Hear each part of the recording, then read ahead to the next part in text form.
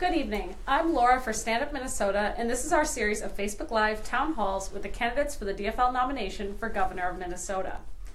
Today we are joined by Erin Murphy, representative from District 64A, which is in St. Paul. Born in Wisconsin, like me, Erin became a surgical nurse and moved to St. Paul to work at the University of Minnesota Hospital. Even as a busy legislator, she still finds time to teach nursing classes at St. Kate's. She became the leader of her nursing union and was first elected to the Minnesota House in 2006. For the next hour, Erin will be taking your questions. Just type your question into the feed. We'll get to as many as we can. Please welcome Erin Murphy. Hi there, how are you? Hi, everybody. All right, so we've got our first question coming in. Jen asks, how can Minnesota best provide rural net access for the long term? We need to guarantee people can get good information on their own schedules. You were going to do an opening statement. That's okay. I can answer this question. Okay, sure. Yeah. Because I don't want Jen to wait. That's okay. Yep. And then, I can talk a little bit about how I got here, Sounds right? great. So, Jen, I think the people of Minnesota understand how important it is that we provide access to broadband and to think through net neutrality here in the state of Minnesota. And when I think about that as the state's next governor, we need to make sure that we're investing in broadband, not just so that we can connect with each other, and just like we are tonight, connecting with each other is really, really important. But when I think about Minnesotans who live across the state of Minnesota, people who are aging across the state of Minnesota, getting access to specialty care through real, reliable internet, broadband is going to be really important for healthcare. Access to higher education across the state of Minnesota is enhanced with broadband. K-12 education is enhanced with broadband. Our connections to one another is enhanced by broadband. And for all of those reasons, I think we have to do what we said we were going to do, which is we have to pay for it. And too many politicians these days are talking about wanting to pay for it, but then when they have the authority to do it, they don't. I was happy when I was the majority leader that we actually set up the grant program that is in place right now and put money into that. And we need to finish that commitment for the people of Minnesota. For me, the internet, broadband, and net neutrality are important to make sure that the internet is available for people, broadband is available for people, it's reliable, and it's open and democratized. It is critical to our future, and as the governor, I'm going to make sure we follow through on that commitment. Would you like to do an opening statement at this point? Sure. I'm Erin Murphy. I am a registered nurse and a teacher at St. Kate's. I'm a mom. I have twin girls. They are 26 years old now, named Anna and Bridget. I'm married to somebody named Joe, and Joe is a painter and started a small business with another guy named Mick back in 1980. I ran for office after I took care of my mom at the end of her life. I'm a nurse, and for many years worked as a nurse, first taking care of people in the hospital and then working for the Minnesota Nurses Association. And through much of my life, I worked to make sure people had access to healthcare coverage. And my mom and dad had worked really hard, and they had built a good life. And they had really good healthcare coverage. My dad, he built cars for a living in Janesville, Wisconsin at that GM plant. And my mom, when I was old enough to take care of my siblings, she went back to work. She worked at a grocery store behind our house. She worked at the canning factory in Janesville. We were surrounded by corn and by beans. And she worked cleaning houses, and I did that with her while I was in college. They had really good healthcare coverage, and when my mom was sick with cancer, she had to fight with the insurance company to get some of the care she needed, and it really made me mad. So I ran for office. And I will tell you that I was not the best candidate when I got started. It was hard to talk about what happened with my mom, and so it was hard at first for me to talk about why I was the candidate people should vote for. So I started door knocking. I didn't like that connection over the phone as much as I did when I was talking with people individually. And behind the doors of people's homes are families and people and their lives. And what I learned quickly was if I listened instead of talked, people would share with me what they were thinking about, what they were frustrated about, what they hoped for. And though I had lived in the community I now represent for 18 years, I learned more about the people there by knocking on doors for 11 months than I ever anticipated knowing. There was a woman who said to me right before my election, she said, "I didn't grow up here in St. Paul, so if you get elected, remember your job is to represent the whole state."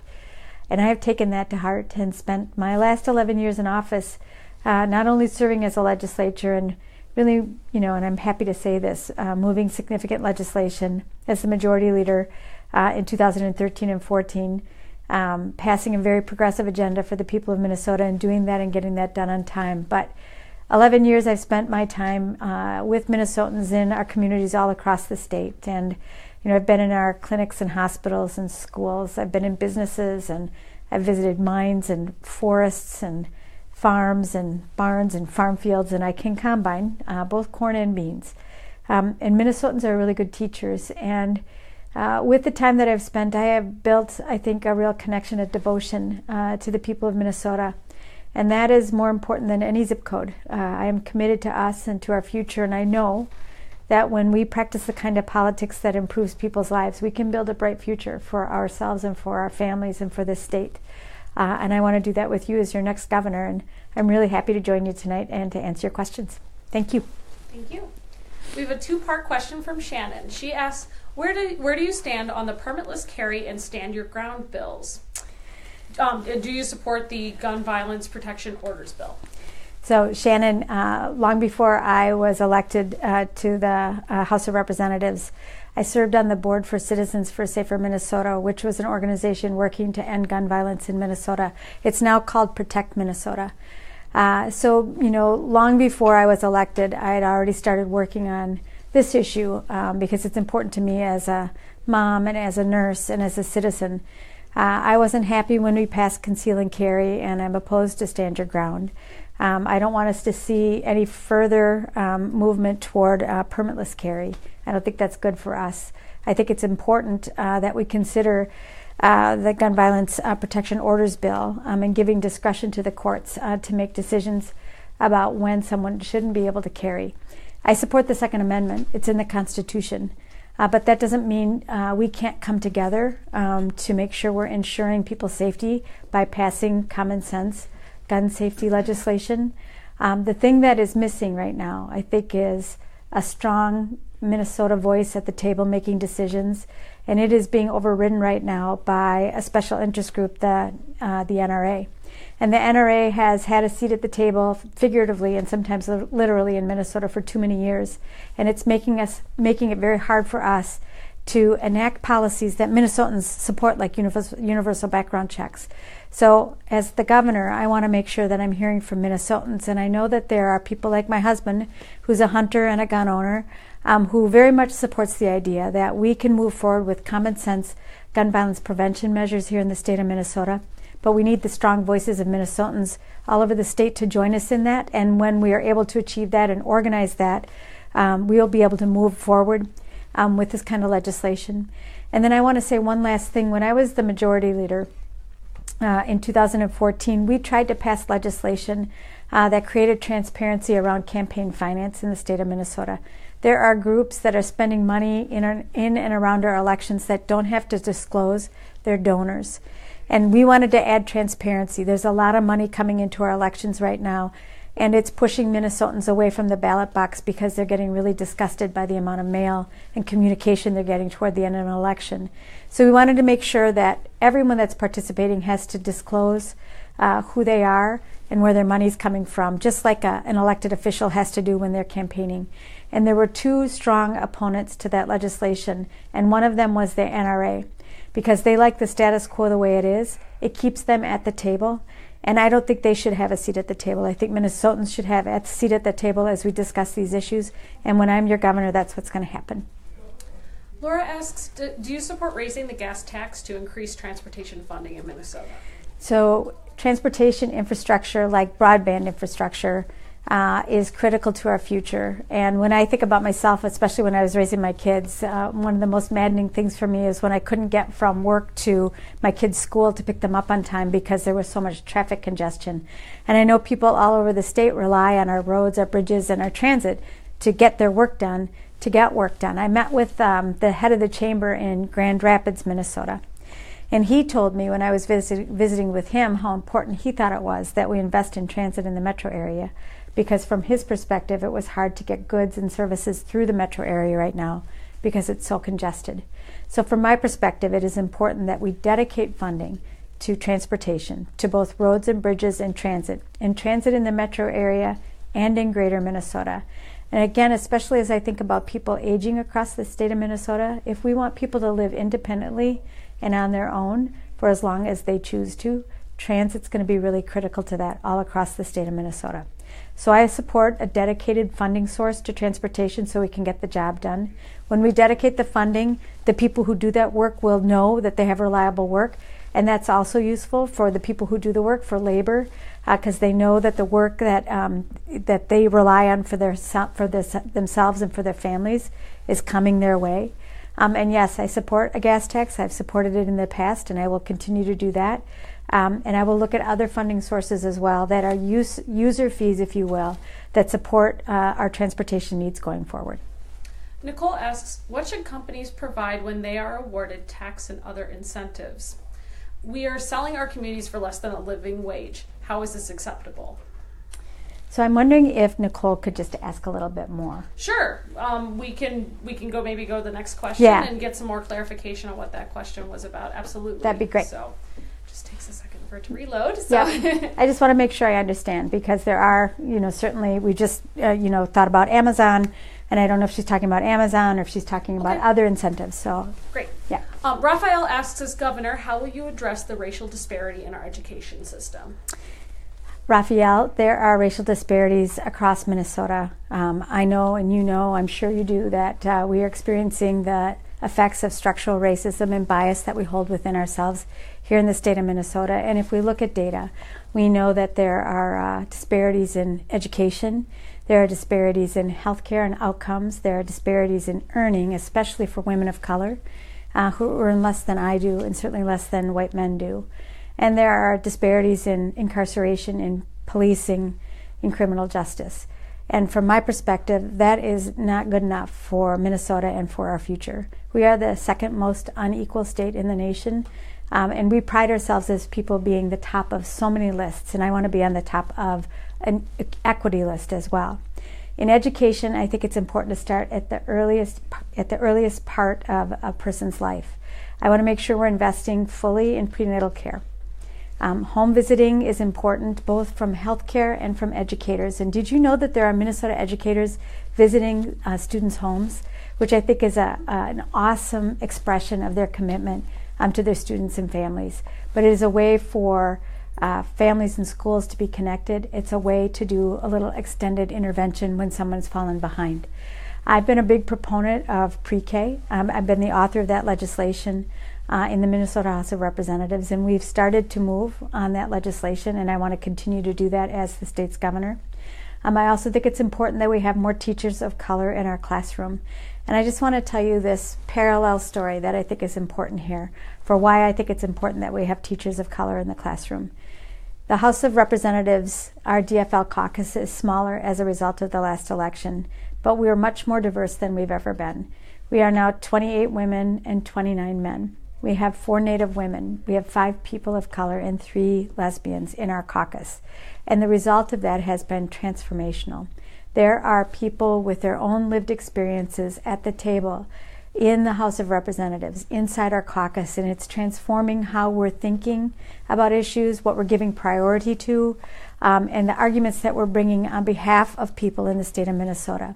Having that lived experience, a diverse group of people at the table, has changed the way we are working and thinking in the Minnesota House of Representatives, and it's important to do the same thing in our classrooms, that children of color, whether they are, from wherever they've come, see the adults in their classrooms reflecting the same thing that they see around themselves and their families. And so I think there are a number of things that we need to do to get at the racial disparities that exist in Minnesota and to build a state of equity. I know I don't have all the answers. I know I don't. But I do believe that when we bring people together, people with different lived experiences, people with different expertise, that we will make progress here. I want to do that as the next governor. Mary asks, what has been the toughest battle you've fought as state representative? The toughest. I've had some really good experience with tough issues. I worked on medical marijuana with Carly Moline and got that to the governor's desk and got a signature on it despite his early objections. That was tough, in part because At the center of that debate were families with children with significant seizure disorders. And they came to the Capitol on a regular basis, and I had committed that I would do my very best work for them. So despite a lot of objection, we found our way through that piece of legislation. That one was tough. But I think the hardest piece of legislation that I've worked on my own was restoring funding for a program called General Assistance Medical Care. And it happened in my second term. General Assistance Medical Care, we call it GAMC, was a program in Minnesota that covered people who were poor. They were poor and they were sick. They made less than $8,000 a year. Most of them had chronic conditions, and many times they were sick, and that's why they couldn't work. And it was a really expensive health care program in the Health and Human Services budget, and Governor Pawlenty line item vetoed it in a budget because he didn't like how much money was being spent on it, and he wanted us to change it. I went to the Speaker of the House then, Margaret Anderson Kelleher, and I said, I don't think that was right, and I'd like to work on that piece of legislation to restore that funding. And she said, go ahead, which was great. I wanted to. It took us about 11 months to come up with a proposal.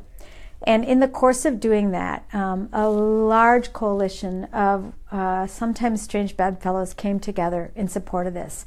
And I had some colleagues who said, you know what, I don't know why you're working on that, because nobody's really going to care that much for those Minnesotans who are poor and sick.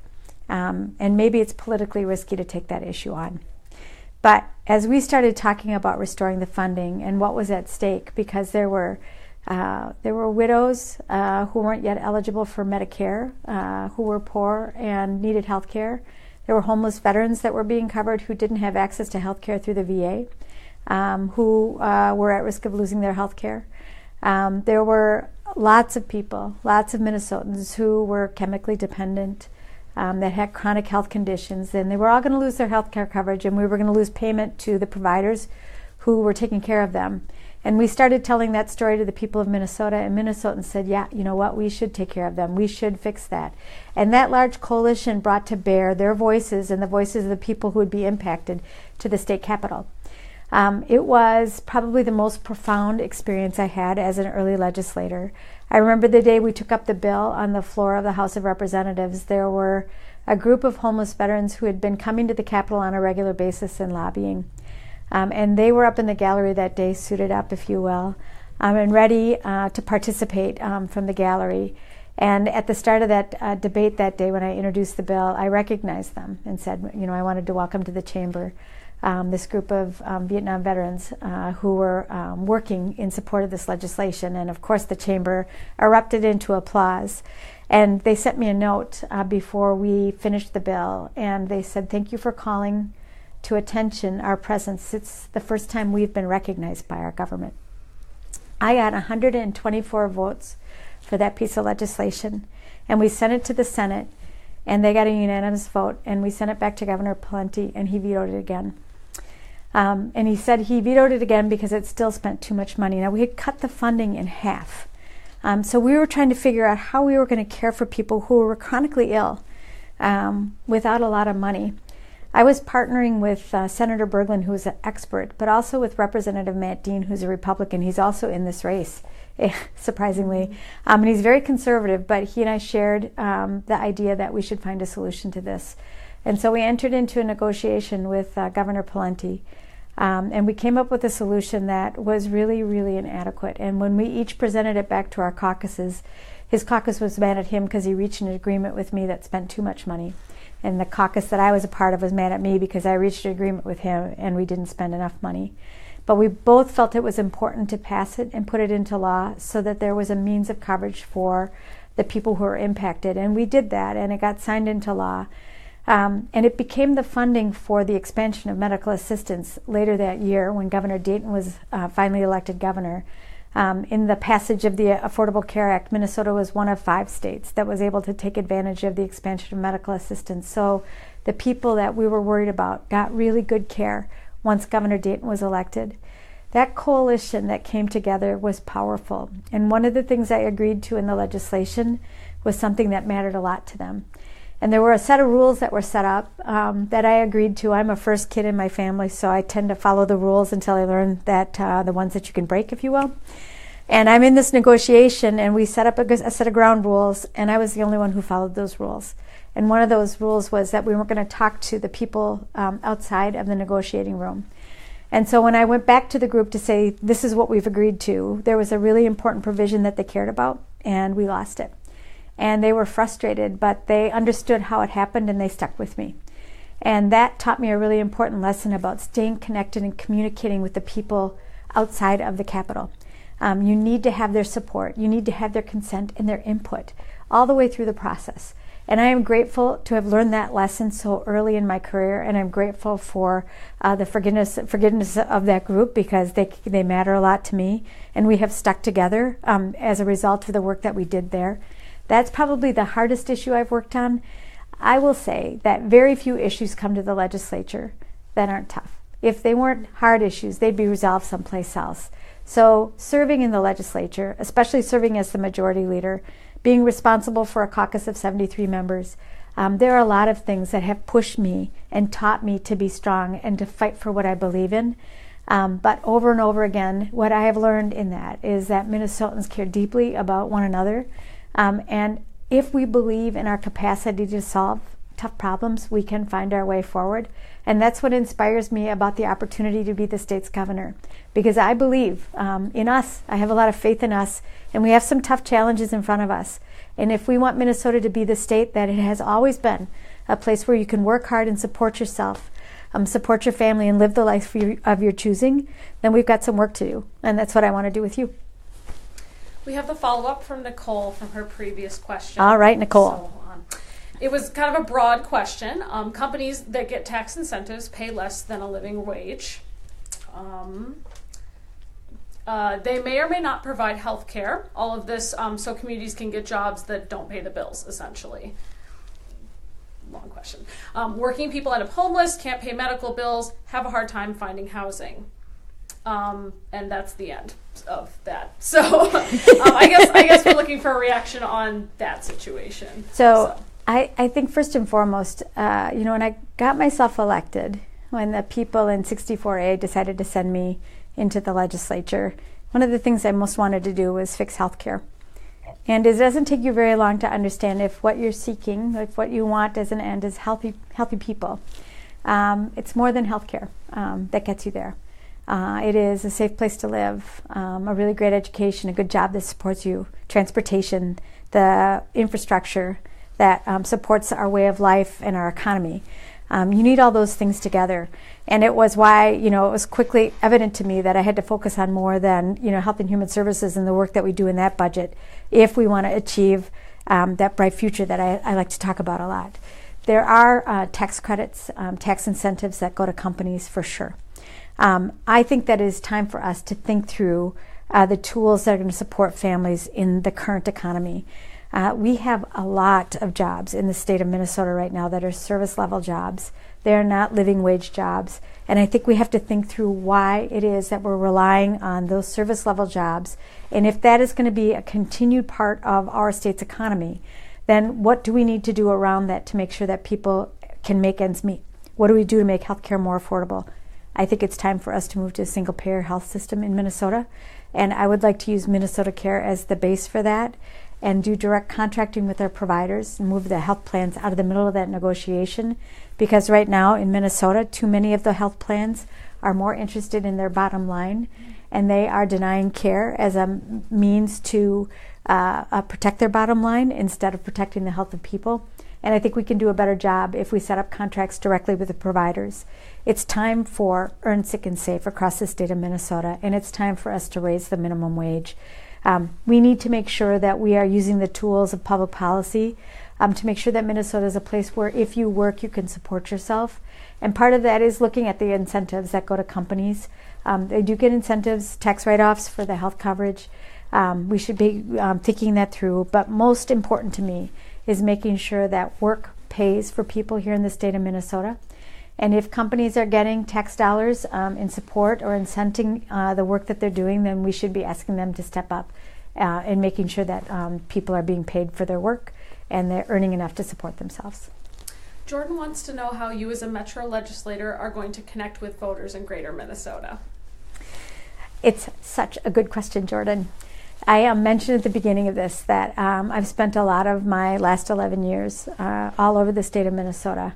You know, I grew up in a little town, Janesville, Wisconsin, Columbus, Wisconsin, where I was born. It was really small, about 4,000 people. And I've lived in rural communities, I've lived in suburban communities, I've lived in an urban community now. So I don't know that my zip code matters nearly as much as my commitment to the people of Minnesota and the experiences I have gained over the last 11 years because I care about people. And I could tell you a lot of stories about the things that I have seen and done, but this one is one of my favorites. In 2014, we lost the majority in the Minnesota House of Representatives, and there were a lot of people that were talking about the DFL losing its connection to labor and losing its connection to farmers, and that we were being rejected in greater Minnesota. And I have spent a lot of my time on the doors in communities all over the state of Minnesota, and particularly in greater Minnesota. I've made a lot of friends and built a lot of relationships as a result of that. And what I never heard, I did not hear, you're from St. Paul, I don't want to talk to you. I didn't get that from people at the doors. I learned a lot about what people were concerned about in their communities, and Minnesota really is a mosaic, and if you've been in one district, you've been in one district. It's important to listen and understand what's going on, and I've made that a big part of my work.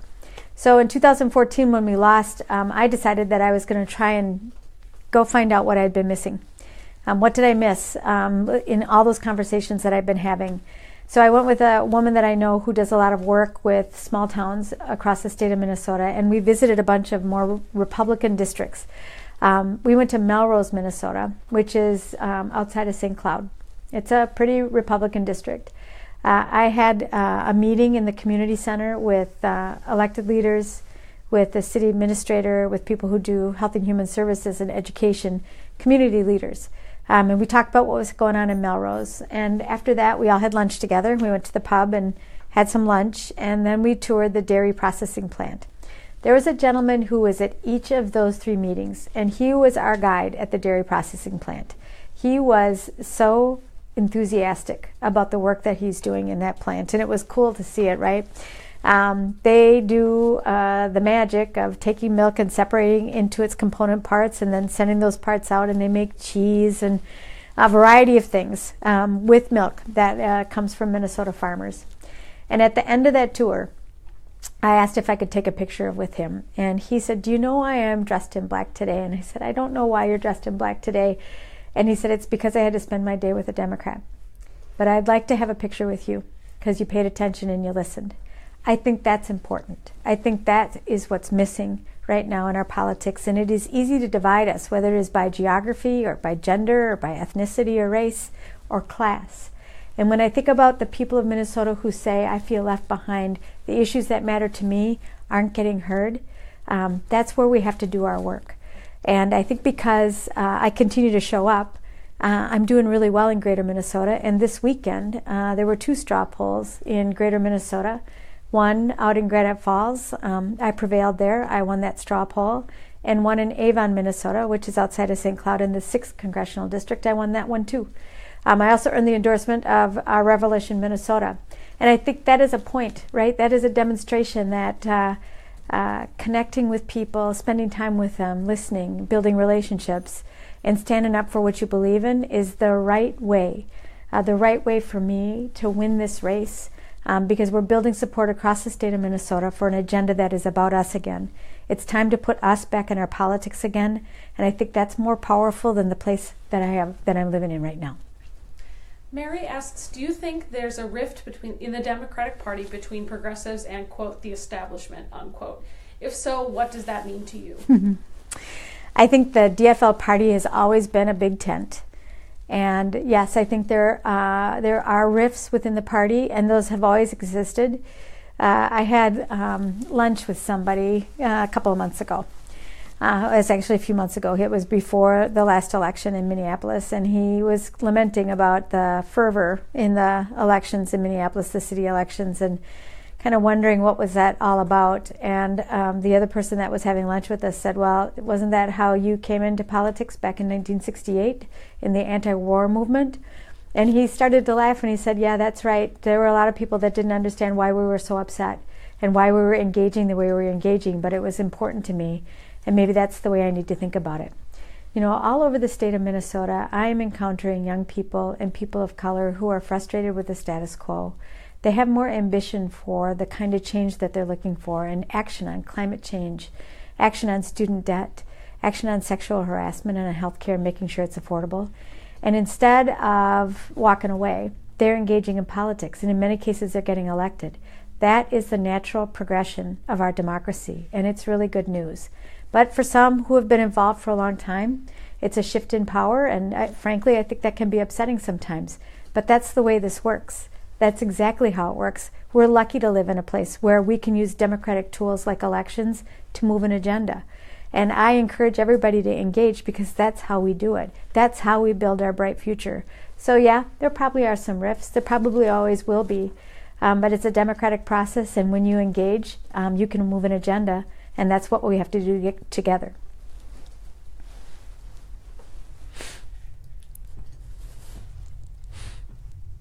Stacy asks, how do you feel about universal health care? What can we do in Minnesota to cover everyone? I know you talked about this a little bit, but if you could elaborate, that'd be great.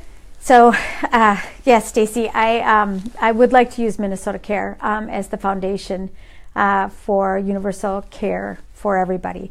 I mentioned at the start of this that I ran for office after I took care of my mom at the end of her life, and she had really good health coverage, but she didn't always get the good care that she needed. I think it's important that we focus on care and not on coverage. And for too long in Minnesota, you know, our goal has been to make sure that everybody has coverage. And with the passage of the Affordable Care Act, we have covered almost everybody in the state of Minnesota. We probably only have 4% of our population now that lacks access to coverage, which is really good news. It's important. But people are really struggling now with costs. And it's across the continuum, whether it's employer-based coverage, surprise billing in Medicare, a destabilization of the individual market. All across the board, people are struggling with copays and deductibles. The costs of their medications have grown quite outrageous. I was in Cannon Falls and visited a farm in the fall. They were combining their beans, and we talked about the farming practices and the work they'd done. It was like the third generation on this farm. And when I got in the combine with the gentleman who was giving me the tour, I asked him what was hardest about the work that he was doing, and he said it's healthcare coverage. And he sent me an email after the rates came out in the fall, and he said his out-of-pocket costs for their coverage was going to be $27,000 a year. $27,000 a year is a lot of money. That's right. That's the right reaction. I wish it weren't the case, but I do believe that the desire to earn money off of the healthcare system has really taken hold here in the state of Minnesota and really across the nation. When the individual market started to falter last year, Governor Dayton offered as an idea to allow people in that individual market to buy into Minnesota Care. He thought it was going to cost about $12 million a year. Instead, we did a rebate of $300 million and reinsurance for almost $500 million. We spent hundreds of millions of dollars in the individual market, and the health plans never committed to expanding their networks. They didn't commit to lowering rates. They didn't commit to much of anything other than to do their very best with that money. And when they got the reinsurance money after the federal government approved the waiver, Medica sent a chunk of that money to Wisconsin to shore up their for-profit interests. That is sending a really clear signal to me that the way that we have arranged the payment for health care isn't working anymore. And I believe that if we move the health plans out of the middle of that interaction and contract directly with providers, that we can get a better outcome for people, better health outcomes, and we can do it for less money. And if we're able to do that, we can invest more in mental health care. We can invest more in long-term care. We can make sure that people across the state of Minnesota get access to good substance abuse care, especially when we think about that opioid crisis. So I've done a lot of work in this area. I really have the heart for it as a nurse, but I've got the head for it too. And it's something that's top of mind for people all across the state of Minnesota, and we need to do something about it, and I'm ready to do it. Daniel says Republicans win when turnout is low. What policies do you think will motivate people to show up and vote? Well, I think it's giving people a reason to vote. And I think it's time to put us back in our politics again. I really do think the last election was too much about two personalities at the end of that election and not nearly about us. And there will be lots of noise in every election because lots of money is coming into our elections now. So we got to be really clear about what we stand for. And I want to make sure that we are talking about the building blocks of our communities. So when I'm talking with Minnesotans across the state, I talk about the things that are important everywhere.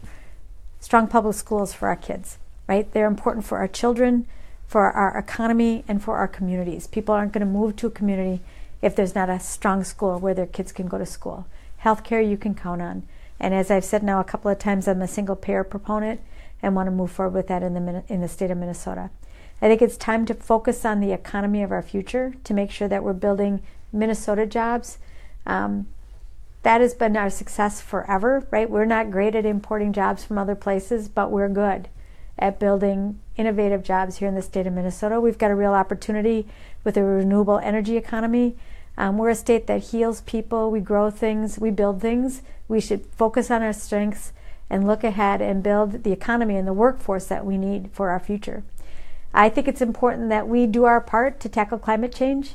I want to make sure that we are talking about racial disparities and we commit to tackling that issue as well.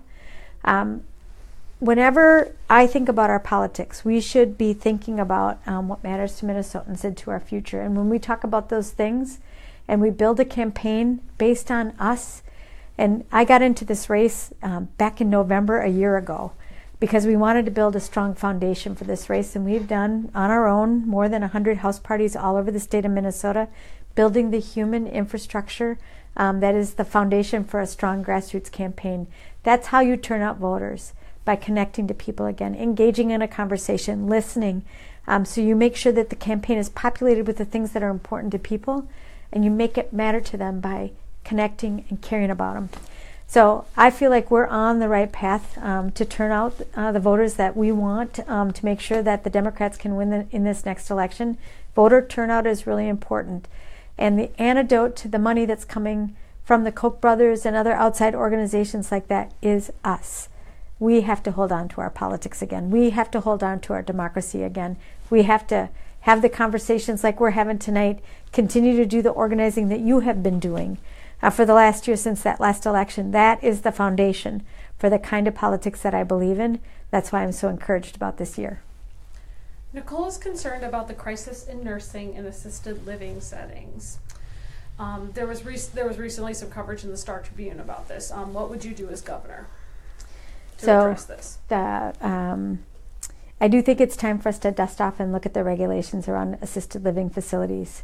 I think it's really important that we make sure that those facilities that are tasked with the care for vulnerable Minnesotans are properly regulated, and that continuum is within our sight.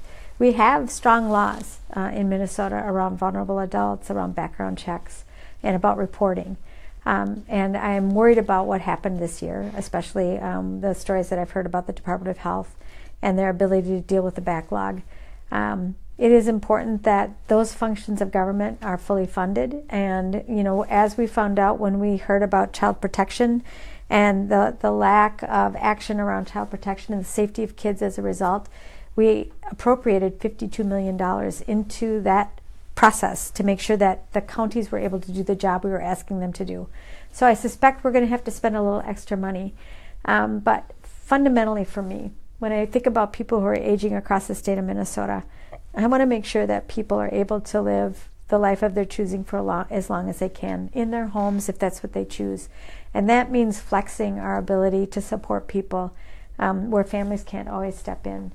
That means block nurses and public health nurses and community health workers and transit and broadband, those tools that help individuals live safely at home and independently. That is, I think, the most important step we can take to make sure that people are getting the care that they need in the place that they need. And then so let's make sure that our facilities are providing the care safely. I'm real committed to that. Kira asks, how specifically would you like to see changes in our K through 12 system? What would you like to see them look like? So I visited a lot of schools over the last bunch of years. I don't serve on an education committee, but education is real important to Minnesotans. And especially as I've been working on pre-K, I have spent a lot of time in our schools, and I've seen a pretty wide variety of schools across the state of Minnesota. I think it's important that wherever someone's going to school, that they are guaranteed a world-class education. And some of our schools, because of the tax base in their communities, could use a little extra help. I remember being up in Cook County, the northern part of the state, and visiting their chemistry lab, which is a great big room, but the equipment looked like the equipment that I had been using when I was in chemistry classes, and that was a pretty long time ago, right? There are schools that definitely need some school repair, and when I think about the schools that I see in some of our suburbs or the beautiful high school that I saw in Alexandria, Minnesota, in some cases we need to expend some resources to make sure our schools across the state are really doing an awesome job. But it is what's happening inside those classrooms that's most important to me. I think we're doing too much testing. I think the testing is taking over at the end of the school year, and the education of our kids is coming at the expense of a political accountability that is driven by ideological politics. I think we need to dial back on that testing. I want to make sure, as I mentioned earlier, that we've got teachers of color in our classrooms. That's really important to me. I love the model of a full-service community school. It is that idea that the school reaches into the community and the community reaches back to the school, and we're supporting the kids both in and outside of that classroom, especially I think in communities where kids are struggling a little bit. Really important and showing really, really awesome outcomes. I like the connection between the community and early learning. That's been something really important to me and something I've been working on. So I have a lot of faith in our teachers. I think they work really hard. Sometimes they're pretty understaffed, and that's why our class sizes are so big. I want to build on what's working. I want to use the innovations that we see here in the state of Minnesota, put our faith back in our teachers again because they're doing a really good job, and support families and parents. And that's the way that we're going to make sure our kids are getting a great education. Sarah asks, are you aware of the seriousness of the sulfide level of geology that Polymet and Twin Metals are asking to mine into? And what are your thoughts on the Polymet project up north? So I, when I was a majority leader, spent some time in a variety of our mines, including the Polymet site in Hoyt Lakes. So I visited there. I visited Mintac, which is a taconite mine, and Magnetation, which was mining tailings and extracting iron from that process. I've spent time on the Iron Range long before I was ever interested in this job because I've got family and friends up there. And when I think about the issue of Polymet and I think about Twin Metals and our water, I think it's important that we remember our water is ours and we share it, not just in Minnesota, but really across the world. It's all connected. We're talking about our jobs, and they are Minnesota jobs, and I think it's important to remember that they're ours and they're Minnesotans. We are Minnesotans together. And I want to make sure that we think about our future. I think Polymet could get their permit before this election. They're well down the line of the law and the permitting process. And they've proposed to hold the water that's used in the process of mining in a basin for 500 years. I don't really love that idea. I think we could do better than that. But they could get their permit with that model in place. And if they do, I would like to see us invest more in the Natural Resources and Research Institute with the University of Minnesota and Duluth. When I think about our water, there are a number of things that are compromising it. Agriculture and farming is a part of who we are, and it's not going to stop in the state of Minnesota. In the southwestern part of the state, we do have a fair amount of impaired water, and we got to protect that. I think about this latest snowstorm that we had across the state of Minnesota and the way that we clear our roads with plows and then salt. That salt is another source of impairment for our water. So is development. When you think about White Bear Lake and the drawdown of that lake as the communities to the north of that started to develop, there are a lot of things that are putting pressure on our water, and water is a strategic asset for the state of Minnesota. So I want to make sure that we're doing all we can across the state of Minnesota to protect it. That's my job as the state's governor, to protect our water. But I also want to make sure we're looking out for the people of Minnesota. And if we're pitting water against Minnesotans and their jobs, one of those two important things are going to lose, and that's not good enough for me. So I am wanting to make sure, right, that we use science to guide us. The law will be the fundamental thing that guides me. Polymets followed their permitting process, and if they get a permit as a result of that, they should be allowed to mine. Our job together is to make sure that they have laid down strong financial assurances. We need to get them to commit to that before they can begin. And then I want to make sure we're using the technology and science that is within our reach to protect our water, because that's our job. Mary asks, how would your governing be different from Mark Dayton's? So I've gotten to know Governor Dayton over his years of service, and I've really loved working with him. He is real committed to the people of Minnesota, and that has really inspired me about the opportunity of this job. So first and foremost, I want to say thanks to Governor Mark Dayton. I think he's done a great job. There are some things that about Mark and I that are different, Governor Dayton and I that are different, and it's not just our gender or our age. He's very determined, but also I think comes into every session with the idea that regardless of who the legislative leadership is, that we can strike a good deal. And he comes to that table with a real sense of propriety and comedy, right? I'm going to say the things that are important to me, and you will, and we will negotiate from that space. And unfortunately, I think the Republicans, especially in the House, have taken some liberty with that. And I would make sure, when I am the governor, that I'm clear about the things that are important to me and clear about the things that I won't accept, and hold the line on that. I'm going to make sure all of the legislative leaders, the Democrats and the Republicans, are involved in the negotiation so that nobody's surprised at the end.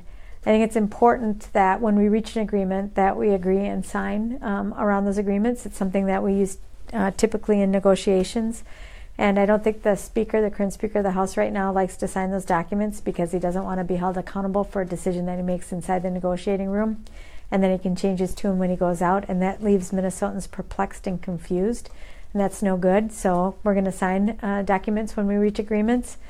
And last, the legislature has gotten into a really bad habit of passing things in the last hours of the legislature and sending them to the governor, and he has to make a choice about signing or vetoing that legislation. That's no good for the process because Minnesotans don't know what's in that legislation. Legislators don't know what's in that legislation, and we've seen big mistakes made when that happens. So I'm not going to sign anything that isn't on the legislature's desk for at least 24 hours to make sure that the public has time to look at it, to make sure that the legislature has time to look at it, to make sure that my staff has time to look at it, so that we're not pushed into a corner having to decide whether or not we are going to trigger a special session. We need more time. I need more time as the state's governor. And even if it's something I like, I'm not going to sign it if it hasn't been given its time. The last thing I'll say is, and I keep referring to this, but it makes me so happy. I've spent 11 years all over the state of Minnesota, and I'm going to continue to do that. Just in this last week, I have been in the following communities. I've been to New York Mills and Bemidji. I have been to Crookston and Fergus Falls, Alexandria, and St. Cloud, up to Brainerd, then to Crosby and Duluth, and then I came back to St. Paul for a little while. I went to Albert Lea, to Rochester, to Northfield, and then to Granite Falls and to Avon, and then back to St. Cloud again. It is important to spend your time with the people of Minnesota. They, I think, want a governor who's going to fight for them, who's going to show up, be present, and listen. And I'm going to continue to do that. I'm not going to just hang out in the Capitol, and I'm not going to just hang out in the residence. I'm going to continue to be present with the people of Minnesota. And honestly, the power of this office rests with the people of Minnesota. And that's where I'm going to spend my time, coming out, spending time listening, learning, and making sure I'm bringing the voices of Minnesotans to bear on the legislative process, because that's where our power rests. And if we want to move an agenda, and I do, I'm going to need people's help. And I'm going to work as a partner to get that done. Sherry says there's a critical shortage of child care providers and it's starting to affect our economic development in outstate Minnesota. How would you support family child care? So I was just in New York Mills last week talking about this issue, and they have a really good idea. And I think it's something that could be replicated in other parts of the state if they choose to. New York Mills is a community that builds boats for a living. They've got a great big company there. They build Lund boats. It's good paying jobs. They have a steady workforce, and they're short child care. And there are people living in that community who want to work, but they're struggling to stay in work because they can't take care of their kids. So New York Mills has been working for the last 2 years to create a cooperative child care center in their community. They've had to cobble together a couple of different needs in order to do that. And sitting at that table is the mayor of the city, members of the city council, county commissioner, a couple of people working in Head Start, the economic development director, and the head of human resources from the group that builds the boats. They are together working to put together a space, and they've acquired space now in the county building where independent child care providers can come together in one place, get that economy of scale, and provide child care for that community.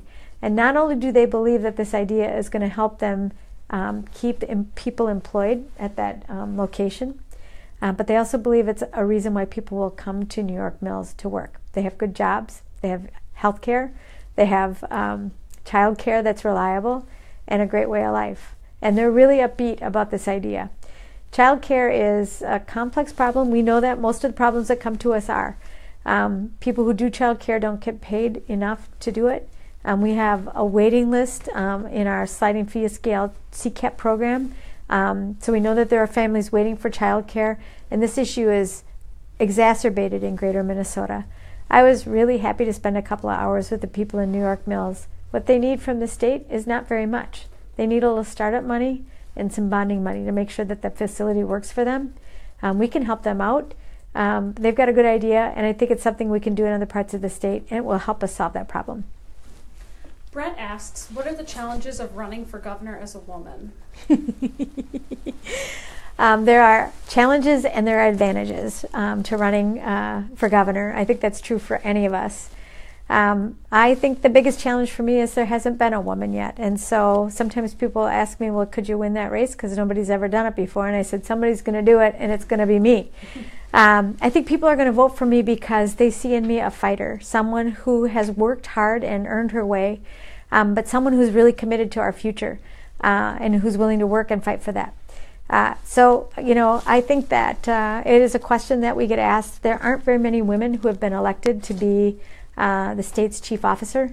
There are 2 Democratic women right now and 4 Republican women across the United States that are serving in this role. And we've yet to see a woman elected to be the President of the United States. So it's important for me to say to people, I'm qualified. I've got executive experience. Not only did I run a caucus of 73 equally elected Democrats and get my job done, which I did, I was also the executive director for the Minnesota Nurses Association.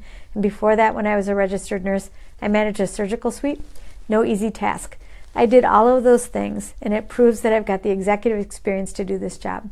I also have a track record of policy and political experience, and you need both of those things. But the thing that sets me apart in this race and the skill that I bring that is unique to me is my work as a nurse.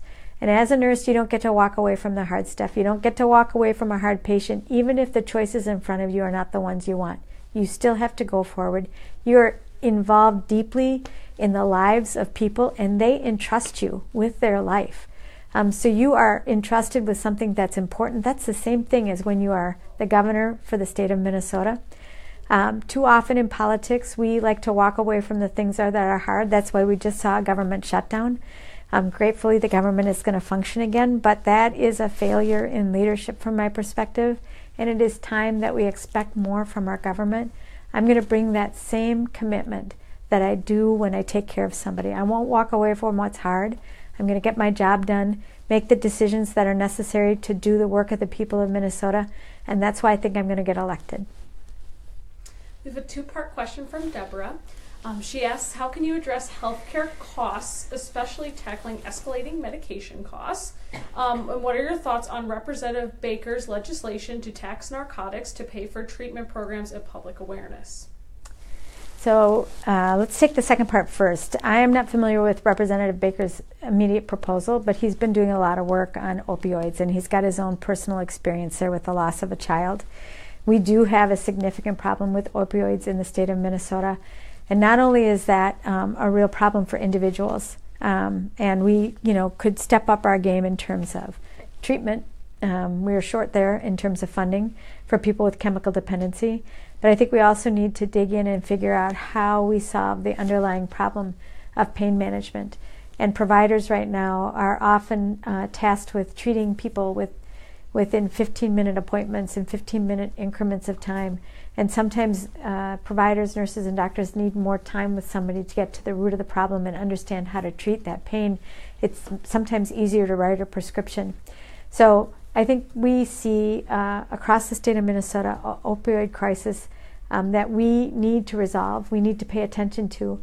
And I know Dave Baker's doing a lot of work on that, and I've been supportive of his work. In terms of healthcare costs, especially medication costs, I'm doing some work with a woman named Nori Thomas. She is a retired pharmacist. She's also running for the House of Representatives.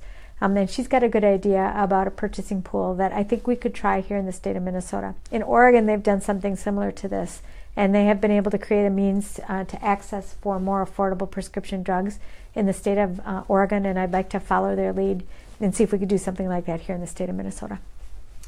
Great.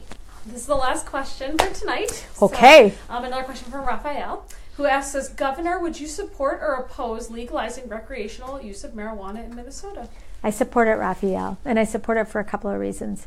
First and foremost, there are too many people that are being incarcerated, and disproportionately it's people of color with the use of recreational marijuana. So from that perspective, from a justice perspective, I think it's important. But I learned a lot when we worked on medical marijuana here in the state of Minnesota. And when I think about opioids and the reliance on narcotics in pain management, there may be some relief in recreational marijuana. So if the legislature were to send to me a piece of legislation that was fairly legislated, fairly litigated, fairly debated, and it was clean of gotcha amendments or gotcha provisions, I would sign that into law. Our time is just about up. I want to thank Erin for joining Stand Up Minnesota for this town hall, and thank you all on the live stream for your questions. We hope you have enjoyed our series of town halls. The recording of this town hall will be available shortly for viewing in the group. In a few days, we'll be holding a straw poll on your preference in the governor's race. Look for that and announcements of future events. Thank you, and would you like to give a closing statement? Oh, I'm so happy to join you tonight, and I look forward to meeting you in person. It has been a really good discussion. I am grateful for your questions. I'll just say this thing. I am very intent on earning this job because I believe in us. I have faith in us. Believe in a kind of politics that improves people's lives. It's what I learned as a young person at my grandma's house. My family used to love to get together and play cards. So I played euchre. I learned how to play euchre at my grandpa's funeral when I was 8. And when my cousins would go out and play into the night, I usually stayed inside with the grown-ups, and I had to mix their drinks. That was my job for staying inside, which I was happy to do. But they played cards and they talked about politics, and they taught me as a young person about its power and its importance, and I still believe in that today. I want to be the governor for the state of Minnesota to build our bright future, and I know that we can do that if we join together and we stand up for honest, progressive vision for the people of Minnesota. And if you believe like I do that that's possible, that we're capable of doing that, then I hope that you'll join me. I'd love to earn your vote. I'd love to earn your trust, but mostly I'd love the opportunity to work with you to build that future for the people of Minnesota. I am a nurse. I'm calm in a conflict. I am cool in a crisis. But I'm a fighter. I'm Irish, and if I get elected, I'm going to fight every single day for you. Thank you very much for making time for me. Thanks so much, Erin.